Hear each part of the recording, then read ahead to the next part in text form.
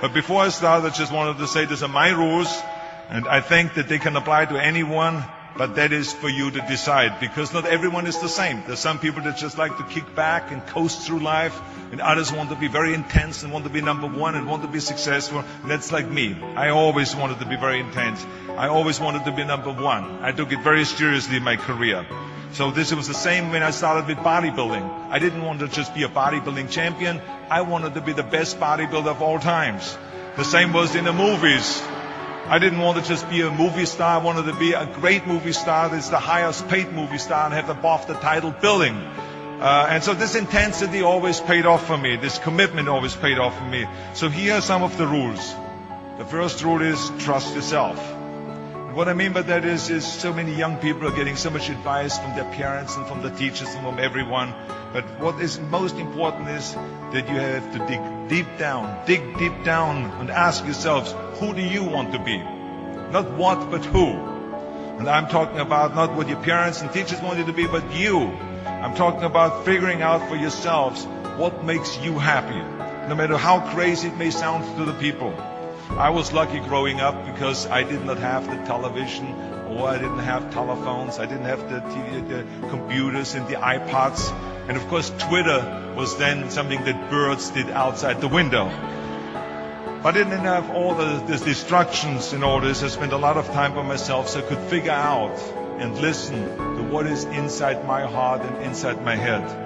And I recognized very quickly that inside my head and heart were a burning desire to leave my small village in Austria. Not that there was something wrong with us, Austria, it's a beautiful country, but I wanted to leave that little place and I wanted to be part of something big.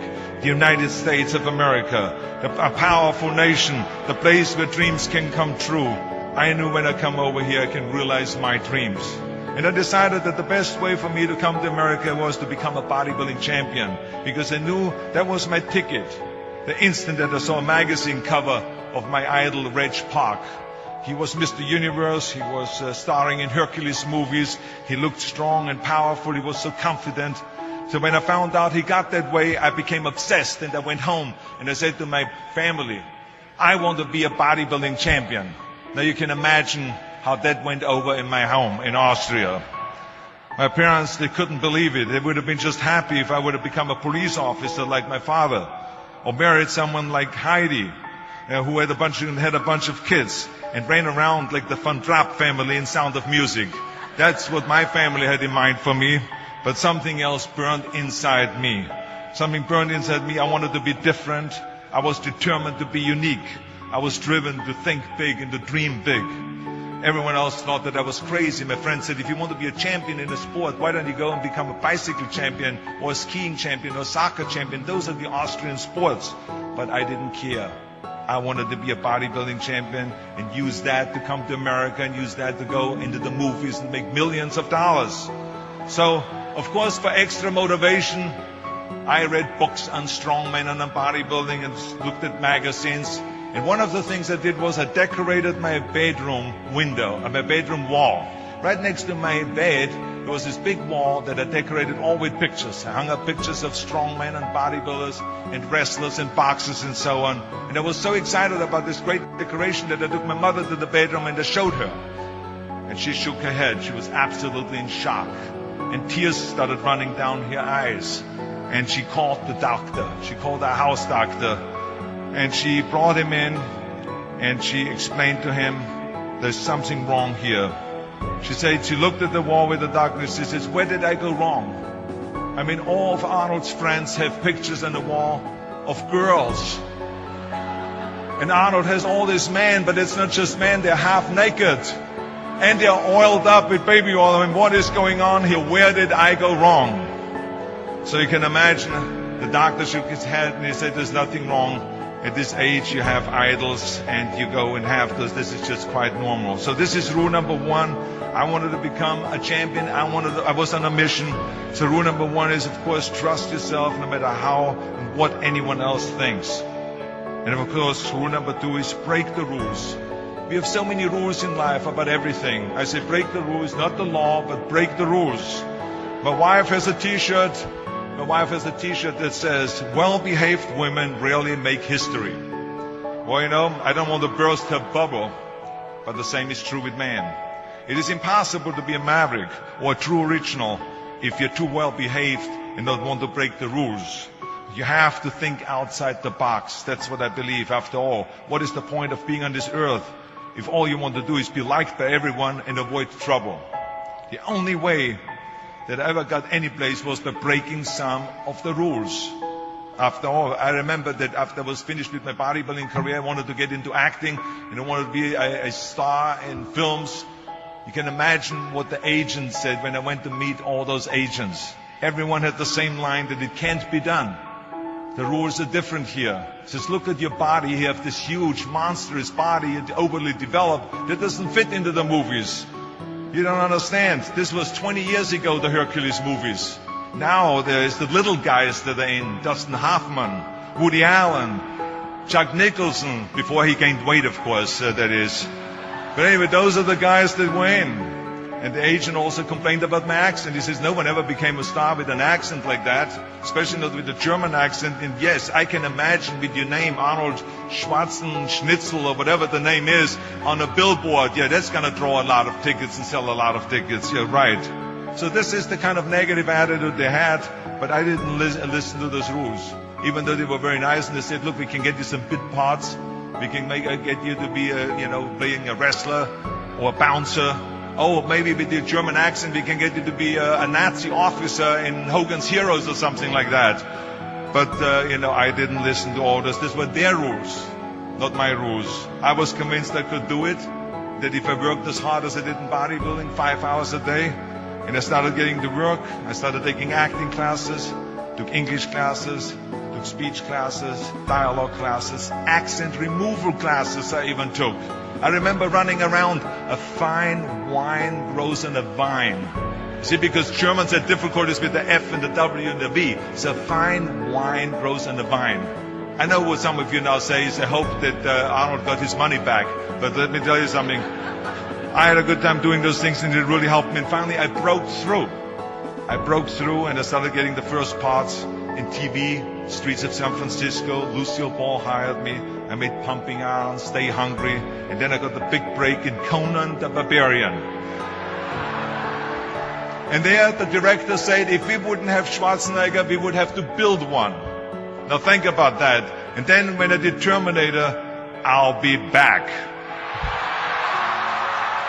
Became one of the most famous lines in a movie history, all because of my crazy accent. Now think about it. The things that the agent said will be totally a detriment and will be impossible for me to get a job. All of a sudden became an asset for me. All of those things, my accent, my body and everything. So it just shows you never listen to that you can't do something. And you have to work your way up. Of course, run for something else first. I mean, it was the same when I ran for governor. The same lines that you have to work your way up. It can't be done. And then, of course, I ran for governor, and the rest, of course, is history. They said you have to start with a small job as mayor, and then as assemblyman, and then as lieutenant governor, and then as governor. And they said, that's the way it works in a political career. I said, I'm not interested in a political career.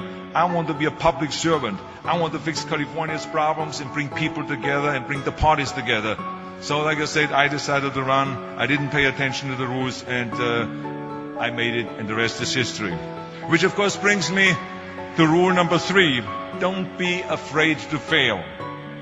Anything I've ever attempted, I was always willing to fail. In the movie business, I remember that you pick scripts. Many times you think this is a winning script, but then of course you find out later when you do the movie that it didn't work, and the movie goes in the toilet. Now we have seen my movies, Red Sonja, Hercules in New York, Last Action Heroes, those movies went in the toilet. But that's okay, because at the same time I made movies like Terminator and Conan and True Lies and Predator and Twins that went through the roof. So you can't always win, but don't be afraid of making decisions. You can't be paralyzed by fear or failure, or you will never push yourself. You keep pushing because you believe in yourself and in your vision. And you know that it is the right thing to do, and success will come. So don't be afraid to fail. Which brings me to rule number 4, which is don't listen to the naysayers. I mean, how many times have you heard that you can't do this and you can't do that and it has never been done before? Just imagine if Bill Gates had quit when people said it can't be done. I hear this all the time. As a matter of fact, I love it when someone says that no one has ever done this before, because then when I do it, that means that I'm the first one that has done it. So pay no attention to the people that say it can't be done. I remember my mother-in-law, Eunice Kennedy Shriver, when she started Special Olympics in 1968, people said that it would not work. The experts, the doctors that specialized in mental disabilities and mental retardation said it can't be done. You can't bring people out of the institution. You can't make them participate in sports, in jumping, in swimming, and in running. They will hurt themselves. They will hurt each other. They will drown in the pool. Well, let me tell you something. Now, 40 years later, Special Olympics is one of the greatest organizations in 164 countries, dedicated to people with mental disabilities and with intellectual challenge, And she did not take no for an answer. And the same is when you look at Barack Obama. I mean, imagine if he would have listened. If he would have listened to the naysayers, he would have never run for president.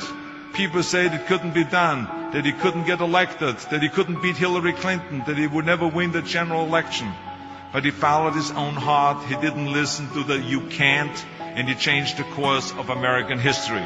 So over and over you see that if I would have listened to the naysayers, I would still be in the Austrian Alps yodeling. I would never have come to America. I would have never met my wonderful wife, Maria Shriver. I would have never had the wonderful 4 kids. I would have never done Terminator, and I wouldn't be standing here in front of you today as governor of the greatest state of the greatest country in the world. So I never listened that you can't. I always listened to myself and said, yes, you can. And that brings me to rule number 5, which is the most important rule of all. Work your butt off. You never want to fail because you didn't work hard enough. I never wanted to lose a competition or lose an election because I didn't work hard enough. I always believed leaving no stone unturned. Muhammad Ali, one of my great heroes, had a great line in the 70s when he was asked, how many sit-ups do you do? He said, I don't count my sit-ups. I only start counting when it starts hurting. When I feel pain, that's when I start counting, because that's when it really counts. That's what makes you a champion. And that's the way it is with everything. No pain, no gain. So many of those lessons that I apply in life, I've learned from sports, let me tell you, and especially that one. And let me tell you, it is important to have fun in life, of course, but when you're out there partying, horsing around, someone out there at the same time is working hard. Someone is getting smarter and someone is winning. Just remember that. Now, if you want to coast through life, don't pay any attention to any of those rules. But if you want to win, there's absolutely no way around hard work. None of my rules, by the way, of success will work unless you do. I've always figured out that there's 24 hours a day. You sleep 6 hours, and you have 18 hours left. Now, I know there's some of you out there now and says, well, wait a minute, I sleep 8 hours or 9 hours. Well, then just sleep faster, I would recommend. Because you only need to sleep 6 hours, then you have 18 hours left, and there's a lot of things you can accomplish. As a matter of fact, Ted Turner used to say always, early to bed, early to rise, work like hell, and advertise. And of course, all you know, you know already those things, because otherwise you wouldn't be sitting here today. Just remember, you can't climb the ladder of success with your hands in a pocket. And that takes me to rule number 6, which is a very important rule. It's about giving back. Whatever path that you take in your lives, you must always find time to give something back. Something back to your community, give something back to your state or to your country. And my father-in-law, Sergeant Shriver, who is a great American, truly great American, who started the Peace Corps, the Job Corps, legal aid to the poor. He said at Yale University to the students at a commencement speech, tear down that mirror. Tear down that mirror that makes you always look at yourself. And you will be able to look